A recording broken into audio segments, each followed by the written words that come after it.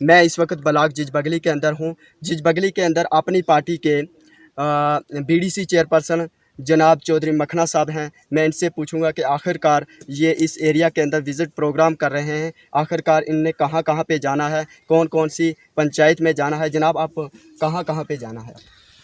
जनाब, आपके चैनल के मैं बहुत बहुत मशहूर हूँ।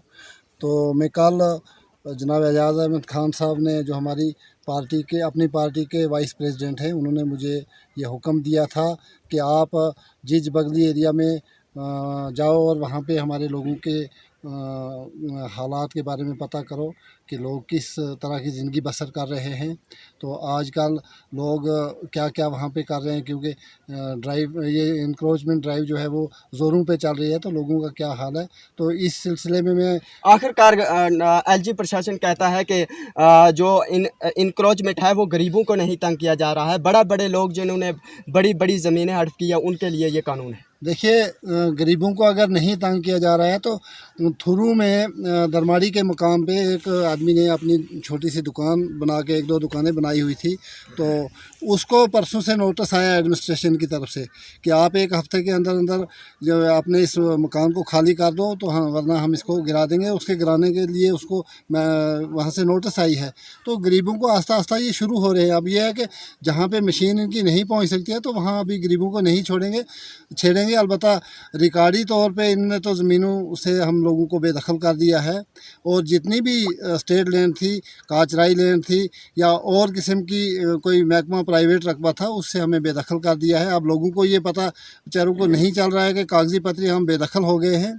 तो मैंने किसी ऑफिसर से जब रब्ता किया तो उन्होंने कहा कि लोग एप्लीकेशन दे रहे हैं कि वहाँ पे वो जी फ़लानी जगह में कोई आदमी जो है वो वहाँ पे ज़मीन को साफ़ कर रहा है, तो ऐसा नहीं करना चाहिए। तो अगर ये लोग इस तरह एप्लीकेशन वगैरह देंगे तो हमें ज़रूरी कार्रवाई करनी पड़ेगी। तो अपनी पार्टी का क्या रहेगा? अपनी पार्टी ना सड़कों पे आ रही है ना कुछ। अपनी पार्टी के जनाब एजाज अहमद खान वाइस प्रेसिडेंट है इस वक्त, वो भी लोगों के मसले मसाइल के लिए कहाँ पे है इस वक्त? सर देखो, अपनी पार्टी के एजाज़ अहमद खान साहब वाइस प्रेसिडेंट ज़रूर हैं। तो जब रियासी में हमारी कौंसल की मीटिंग थी, डीडीसी कौंसल की, तो एजाज़ अहमद खान साहब वहाँ से पहले ही उन्होंने कहा कि आप आज हम मीटिंग नहीं करेंगे। कपेक्स बजट के बारे में हमारी मीटिंग थी। एजाज़ अहमद खान साहब ने डीसी साहिबा को बोला और डीडीसी चेयरमैन साहब को बोला कि हम आज अपनी मीटिंग नहीं करेंगे, क्योंकि गवर्नमेंट जो है ये गरीब लोगों के आशियाने जो है तोड़ने जा रही है, तो आज हम हड़ताल करेंगे। तो उसी वक्त एजाज़ अहमद खान साहब बाहर निकले, तो हम सारे जितने भी डीडीसी के मेंबरान थे सारे उनके साथ बाहर निकले। तो हमने एक एहतजाज शुरू किया। तो उसी वक्त उनके एहतजाज करने पर डीसी साहिबा ने ये यकीन दहानी करवाई थी कि हम अभी तक कोई ऐसा ड्राइव नहीं करेंगे कि गरीब लोगों के मकान तोड़ेंगे। तो आखिरकार एजाज अहमद खान साहब इन जिजबगली के अंदर आया, लद्दा नारकोट में आया। आखिरकार एजाज अहमद खान साहब कहाँ से इलेक्शन लड़ेंगे? देखो, एजाज साहब इलेक्शन लड़ने की बात तो अभी दूर है। एजाज अहमद खान साहब वो एक लीडर हैं, उसको जहाँ से लोग मैंडेट देंगे, मैंडेट तो लोगों का है और पार्टी का है, तो पहले जहाँ से लोग चाहेंगे तो वो वहाँ से इलेक्शन लड़ेंगे। ऐसी कोई बात नहीं है। एजाज अहमद खान साहब इलेक्शन जो है वो बानहाल गूल से भी लड़ सकते हैं, तो रियासी से भी लड़ सकते हैं, गुलाबगढ़ से भी लड़ सकते हैं। अब पार्टी जहाँ से कहेगी और लोग जहाँ चाहेंगे तो वो इलेक्शन लड़ेंगे। तो अपनी पार्टी का कितनी एक मजबूती है यहाँ जिजबगली के अंदर? देखो आप, जिजबगली, ठाकरा कोट हो, रियासी हो, कितनी मजबूती है अपनी पार्टी की? देखो, आपने पहले भी देखा होगा जब एजाज अहमद खान साहब ने आगे उसमें नारकोट में जलसा किया था, तो जब एजाज अहमद खान साहब ने अपनी कांग्रेस को छोड़ा था, अपनी पार्टी में गए थे, तो एजाज अहमद खान ने तो लोगों को बिल्कुल ही नहीं पूछा था। देखो, एजाज अहमद खान साहब ने बिल्कुल पूछा। जितने भी चीदा वर्कर थे, जो आज ये वर्कर ये इल्ज़ाम लगाते हैं कि हमें पूछा नहीं था, वो साथ गए थे और साथ जाके उन्होंने वहाँ पे अपनी पार्टी में ज्वाइन करवाया था। ऐसी बात नहीं है। अब एजाज अहमद खान साहब ने गूल में भी पूछा और नास में भी पूछा, जहाँ जहाँ उनके वर्कर थे सबसे राय ली थी। तो इस वक्त एजाज अहमद खान साहब की कितनी मजबूती है? आखिरकार इलेक्शंस में आएंगे तो अपनी पार्टी से कितनी वोट जो है अपनी? देखो, एजाज अहमद खान लीडर है, वो जम्मू कश्मीर के माने हुए लीडर हैं।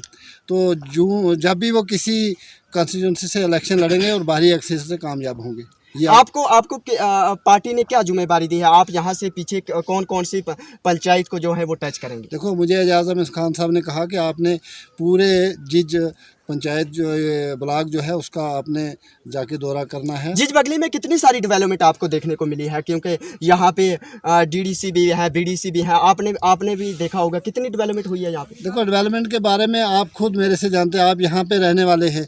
यहाँ देखिए कि कितनी डेवलपमेंट हुई है। रोड का नामो निशान नहीं है, बिजली कहीं दिखती नहीं है, PMAY के मकान नहीं दिखते हैं, तो क्या डेवलपमेंट है इधर? यहाँ पे एक ब्लॉक ऑफिस था, वो वहाँ पे बिल्कुल फैक्शन नहीं कर रहा है। ब्लॉक वीडियो जो है वो रियासी में बैठे हैं, इसके बारे में आप क्या बोल रहे हैं? देखो, ब्लॉक वीडियो जो है वो रियासी में बैठ के काम करता है, तो आप तहसीलदार साहब जो है वो रियासी में बैठ के काम करते हैं, नायब तहसीलदार जो है वो रियासी में बैठ के काम करते हैं, जो यहाँ के तहसीलदार और नायब तहसीलदार रहे, तो BDO साहब रियासी में बैठ के काम करते हैं।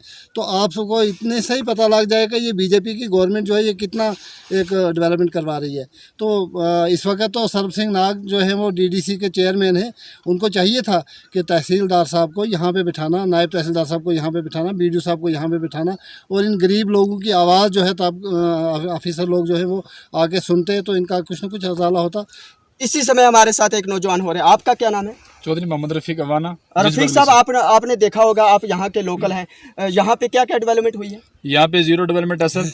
एजाज खान ने जो हमारी रोड गाड़ी से जिजबगली तक दी थी वो अभी तक वहीं है। जो बिजली दी वो भी एजाज खान ने दी। जब से हमारी ये UT सरकार बनी है, भाजपा की सरकार है, तब से हमारा कोई काम यहाँ पे नहीं हुआ है। बिल्कुल नहीं हुआ, बिल्कुल जीरो पे है। भारतीय जनता पार्टी तो बोलती है हम डेवलपमेंट कर रहे हैं, अगर इलेक्शन हो तो भारतीय जनता पार्टी कहती है कि हम मेजॉरिटी में जीतेंगे। आप कहते हैं कि भारतीय जनता पार्टी ने कुछ किया ही नहीं। भारतीय जनता पार्टी जो है उसने लोगों के मकान बनाए नहीं, बल्कि आज मकानों को तोड़ा जा रहा है। किस किस के मकान तोड़े आखिरकार अब तक? जम्मू कश्मीर के अंदर जो UT के अंदर जो हमारा ये भारतीय जनता पार्टी बोलती है कि जो है गरीबों के साथ बिल्कुल छेड़खानी नहीं है। गरीबों का नहीं, देखिए चोर अगर छोटा है बड़ा है उसको सजा एक ही मिलती है। अगर जम्मू कश्मीर का जो रूल है अगर वो इम्प्लीमेंट जम्मू में है वो यहाँ भी ये लागू होगा। ये तो लोगों को बेवकूफ़ बनाया जा रहा है कि खाली बड़े लोगों को यहाँ पे उनके मकान कराए जाएंगे तो छोटे लोगों के साथ कोई नहीं छेड़छाड़ होगी, लेकिन जो रूल एक ही है, ये सब झूठ है। आपने भी आवाज़ उठाई थी कि यहाँ पे ब्लॉक डेवलपमेंट ऑफिस से बैठना चाहिए, अब तक क्यों नहीं बैठ रहा है? बिल्कुल नहीं बैठ रहा। ये सब गलती जो भाजपा सरकार की है ना। अगर उनका आपने कहाँ तक किया? आप तो पार्टी पे इल्जाम लगा रहे हैं, मगर आपने कहाँ तक लड़ाई लड़ी? हमने बहुत बड़ी लड़ाई लड़ी, आप भी लड़ रहे हैं। हम बोलते हैं कि ब्लॉक अगर जिज बगली है तो वहाँ पे BDO साहब बैठना चाहिए। मैं जो हमारे यहाँ के DDC चेयरमैन है, BDC है, मैं उनसे भी गुजारिश करूँगा कि हमारे इन कामों पर तवज्जो करनी चाहिए। इस वक्त में ब्लॉक जिज बगली के अंदर थे। हमारे यहाँ पे BDC चेयरपर्सन थ्रू यहाँ पे आए हैं और यहाँ से पीछे विजिट कर रहे हैं। आप पंचायतों के अंदर अपनी पार्टी से ताल्लुकात है। मैं कश्मीर क्राउन से डिस्ट्रिक्ट रियासी से तालिब हुसैन।